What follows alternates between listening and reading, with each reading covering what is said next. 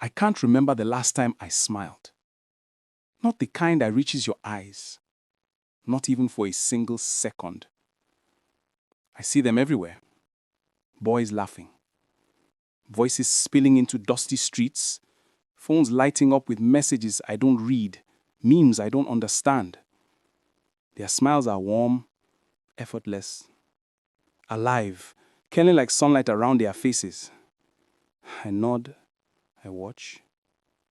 I let my eyes drift to the ground. Inside me, there's only a quiet that stretches too far. A heavy silence I carry around like a shadow I can't shake. I remember the boy I used to be.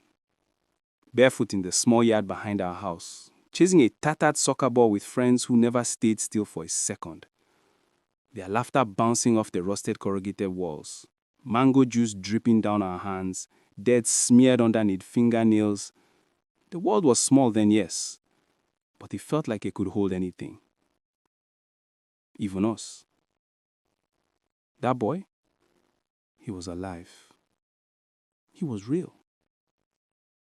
He was free. Now I don't recognize him when I look in the mirror.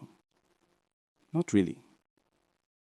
The eyes staring back feel too quiet, too careful, too hollow.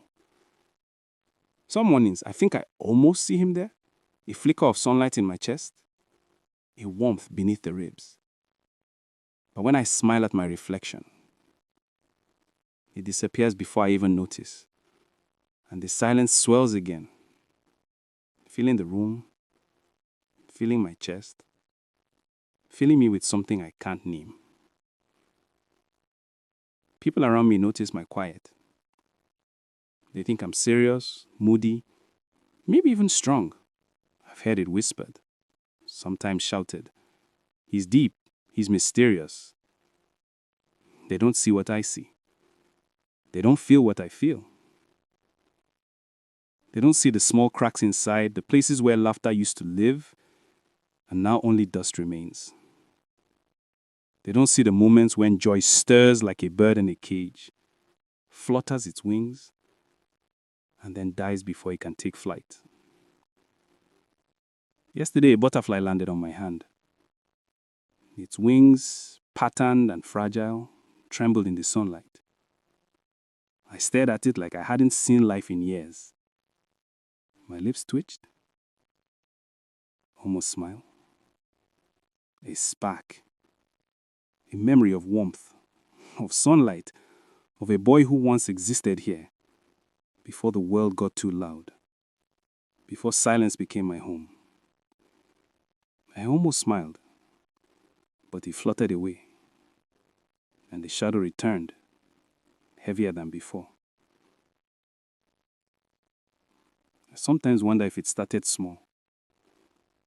Maybe it was a teacher who never asked if I was okay, a friend who didn't notice when I cried, a parent who was too tired, too busy, too lost themselves.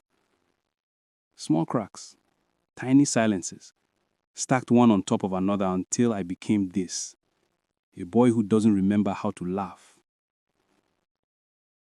The truth is, it hurts.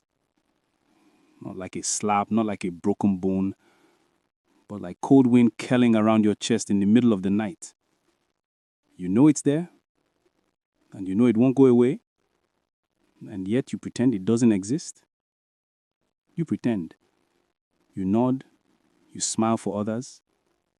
Small, polite, empty smiles that leave no imprint on the soul. And everyone believes it. They always believe it. Some nights I lie awake and replay the small moments of my life, trying to remember when the laughter stopped. I close my eyes and see a younger me running through the dirt streets, shouting at the sun, my friends chasing behind me, kicking the ball, falling, rising, never giving up. I can smell the mangoes we stole from the tree at the corner of the yard, the sour sweetness of juice on our tongues. I can hear the laughter ringing off the walls, sharp and alive. That boy is still somewhere inside me, isn't he? Somewhere buried beneath the weight of unspoken words and quiet pain. I tried to find him yesterday, in small things. The butterfly, yes, but also in the sound of rain tapping against the window, in the faint hum of a song drifting from a neighbor's radio. I tried to feel the wind curl around my fingers as I walked home, tried to watch the clouds, tried to find the colors I remembered from childhood. I thought I almost saw him, the boy who used to be free. But he slipped away again. I don't know if he'll ever come back. I have friends, yes, people who talk to me, who laugh beside me, who call me when I'm not around. But their joy feels foreign. I can smile, yes. I can nod. I can pretend. But the real thing, the smile that starts inside and spills outward, that curls the lips and lifts the eyes and warms the heart, that doesn't happen anymore. Not naturally.